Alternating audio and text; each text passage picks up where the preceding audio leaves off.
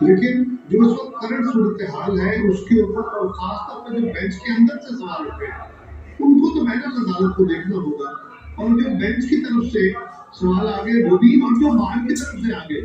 وہ بھی، یہ کسی سیاسی جماعت کی طرف سے سوال تو نہیں آئے نا۔ سیاسی جماعتوں نے تو یہی کہا کہ جو جیسے مان پر اعتراض ہے وہ بینچ پہ نہ بیٹھے، ہمارے کیسے نہ ہو، لیکن بات تو اس سے آگے گئی، بینچ تو اس سے آگے گیا، لہٰذا اس کو دیکھنا چاہیے، اور رضیہ کو چاہیے، سینئر لیڈر ہیں ہمارے لیے قابل احترام ہے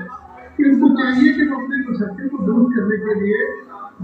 ایسے فیصلے کریں، ایسے طریقہ تعمیرات کریں جو نیوٹرلٹی کا ہو، جو ٹرانسپیرنسی کا ہو۔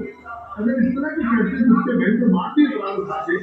تو یہ تکلیف بھی ہوگی اور یہ اس کا کوئی حل نہیں، اینڈ نہیں ہوگا۔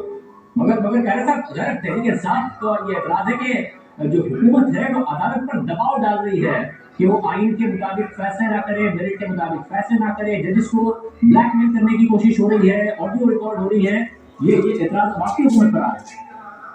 دیکھیے آڈیو ریکارڈ ہو رہی ہے، ریکارڈ ہو چکی ہے، کس نے کی ہے، غلط ہے، صحیح ہے، یہ کو فیصلہ کر سکتی ہے اور اپنے حکومت لے سکتی ہے، ان کے پاس اختیار ہے۔ سوال یہ ہے کہ جو ریکارڈنگ ہوئی وہ تو بالکل غلط،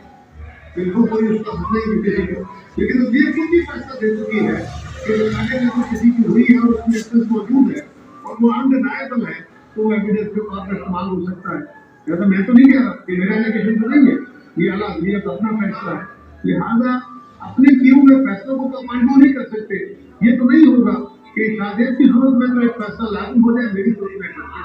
یہ تو نہیں ہوگا نا۔ شکریہ صاحب وجود سے مجھے سے معلوم کریں گے کہ اپنے اندر کوئی تقسیم سماج میں پائی جاتی ہے